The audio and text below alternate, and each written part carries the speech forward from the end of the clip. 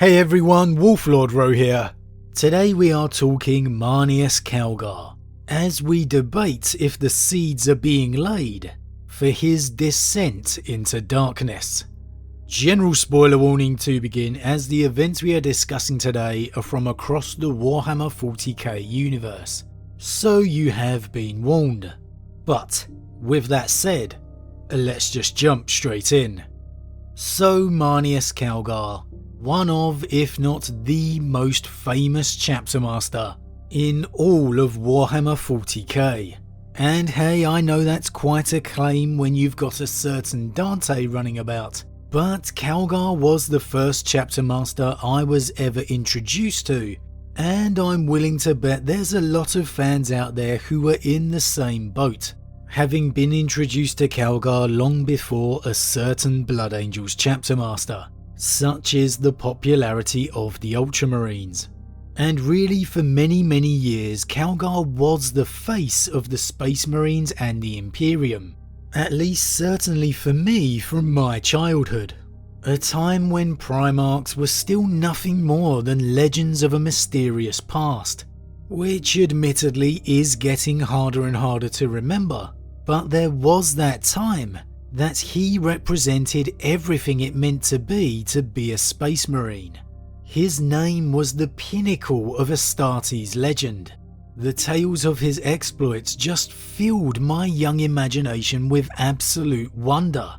And even though my heart was stolen by the Wolves of Fenris, there has always remained that place for Marneus Calgar. However, as we know, the universe was to be radically shattered with the return of the Primarch Roboute Guilliman.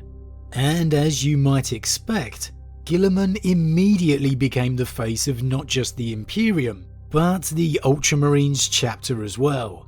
And we've spoken about this some before, how Calgar has found himself sunk back into the Primarch's shadow.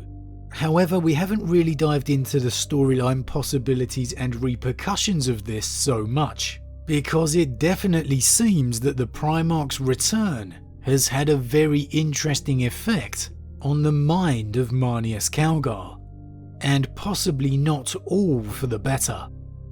For years, Calgar has led his chapter with only the dream of living up to his Primarch. Confident in the knowledge whatever course of action he was taking, it was something the Primarch would approve of, thanks to his teachings left in the Codex Astartes. However, there's a big difference between trying to live up to an idea and a reality. When Guilliman returned, it was clear he was aghast at the state of the Imperium as a whole, and that definitely included his beloved Ultramar.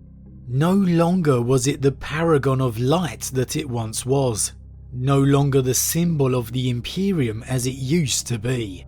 Though announcing the mistakes his own, he ordered that Ultramarine control be re-established over the original 500 worlds. The 500 worlds as they used to be during the days of the Great Crusade. Once the Ultramarines had been broken down into a chapter, Guilliman regulated the control of Ultramar down to something a single chapter would be able to manage. And so, having awoken in this new Imperium, he had seen firsthand the error of his own ways. However, upon returning to Ultramar after his crusade to Terra, and the resultant Indomitus Crusade, he found this task was far from accomplished. Many worlds had rebuffed ceding their autonomy and power back to Macragge. And to make matters worse, his brother Mortarion and his Death Guard had invaded. And these events are, as we know, covered in the Dark Imperium trilogy, and if you haven't read them, I strongly recommend it, because this is really your main storyline for the current 40k universe. So you really want to begin that trilogy from the beginning, because you get to understand the returned Primarch's mindset completely. However, it's clear from the very beginning that Calgar feels Guilliman's words very personally. Firstly, Guilliman assembles a large gathering of his sons and successors upon Macragge, telling them that he has returned to Ultramar's aid, and that when he leaves it will be in a far better state than it ever has been before. Better defended, organised, essentially better in every way. And interestingly, the author Guy Haley makes a point of showing us that Calgar feels this is a criticism directed straight at him. And then, as Guilliman reveals his plan to break Ultramar into 5 areas, each now governed by newly appointed tetrarchs, one of which being Calgar keeping governance of the inner core, Calgar again feels this is a hidden scolding. And wish we were done there for Calgar. But we're not.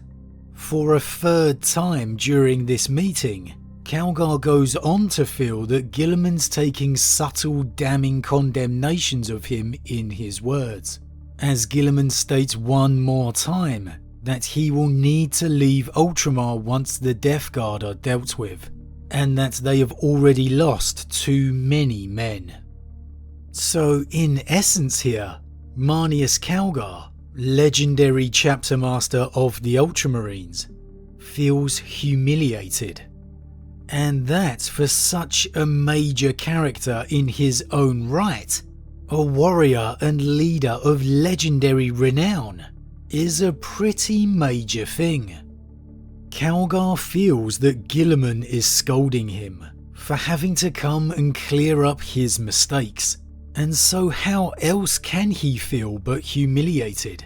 He's supposed to be the chapter master, not just a chapter master, but the chapter master of Guilliman's own chapter, ruler of the 500 worlds, perhaps the most famous chapter within the entire Imperium, and he can't even keep it safe from chaos. Now, whether that's a realistic viewpoint or not is not really the point, because it's how Calgar feels from his Primarch's actions, and that is the point. Because this isn't just something that happened at this meeting and was then forgotten, because it's mentioned again 2 novels later in Godblight, as Chief Librarian Tigurius counsels his old friend, reassuring him that the Primarch's words and actions were not meant as criticisms. And perhaps quite tellingly here, Calgar gives him no reply. So it's very clear to me, Calgar's feelings are something that is lingering in his mind. And look, if you've ever felt humiliated in any situation, I think you can all understand just how impactful that can be.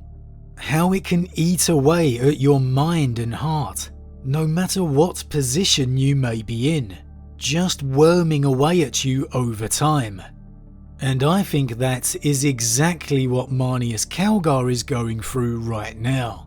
And honestly, whether he's right or wrong in regards to believing the Primarch is chastising him, it doesn't really matter. The point is that's how he feels regardless. So the question is where is all this going to lead?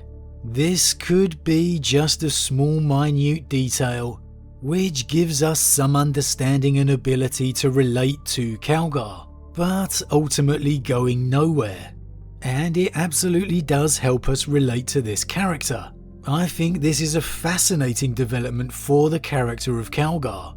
However, I definitely see this as playing on Calgar's mind for a reason, and I think ultimately we could see this play out somewhere down the line. How this will happen is obviously impossible to say. However, there are some possibilities going through my mind that I find really intriguing. Firstly, as I said, we know any humiliation is going to be eating away at him, even with him being an accomplished chapter master. And actually probably more so because he is that legendary chapter master. So much so we could end up seeing Calgar behaving in some very uncharacteristic ways, becoming more resolute than ever to right those wrongs within his mind, not wanting the idea of his Primarch having to come running to his rescue again. So as such, Perhaps this could lead Calgar to becoming far more aggressive within his tactical decisions, in his eagerness to prove Guilliman wrong, or prove himself within the Primarch's eyes. We could see Calgar take the offensive all the more readily. And this could be a slow change we begin to see over the course of campaign supplements, or maybe within a series of novels, as Calgar more and more exhibits the signs of discontent or temper beneath the surface. Indeed, you could already say we've begun down that road, with Tigurius bringing up the subject to his old friend.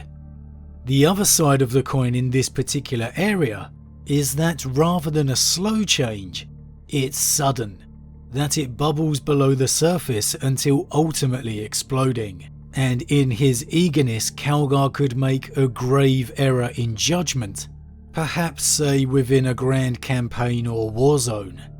And while watching that slow humiliation eating away at Calgar would be fascinating, it would be equally so in watching the cataclysmic results of it all playing out from one wrong decision. And I really do think there's a possibility of that happening at some point. Another possibility, given the particular universe that it's set within, is that this small slight within Calgar's spirit has opened the doors to the ruinous powers.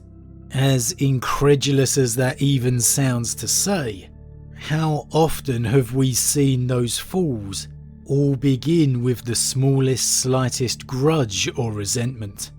Calgar may be a space marine, and a truly great one at that, but he is still human, and as such suffers all the same flaws as us as well. Now, will we ever see a Marneus Calgar fall to chaos corruption?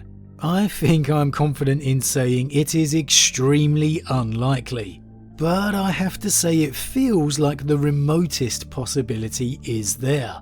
Again, I really don't think we'd be seeing these doubts for no reason. And there's one particular development I think could have a tie-in with this, and that's the expected revelation of Guilliman's dark secret, the history of Imperium Secundus. We have been teased with groundwork for this revelation to come, and you would expect it to be a major event. Otherwise, it wouldn't really have been teased.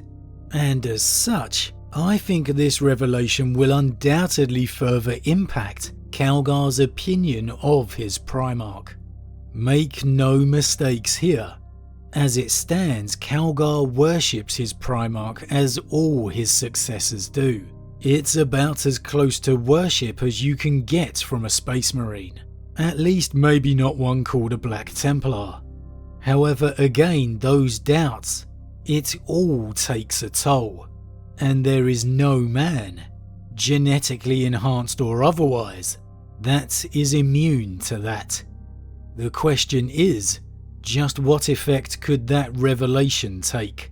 Redeeming his own sense of worth, showcasing that even his Primarch is not perfect, or further widening that smallest crack in his soul? As always guys, what do you think? Why do you think we have seen Calgar having these doubts when it comes to his Primarch's actions? Why do you think he feels that Guilliman is chastising him between his words? And what kind of effect do you think this is going to have on the mind of Calgar to come? As always guys, leave your thoughts in the comments below, I love to read them. Huge thank you to all my subscribers, your support truly means a lot to me, it really does. And if you're new, please consider subscribing to help the channel grow. And if you enjoyed this particular vid, then why not drop a like on it too. But with that said, I am off, and I'll see you all again real soon.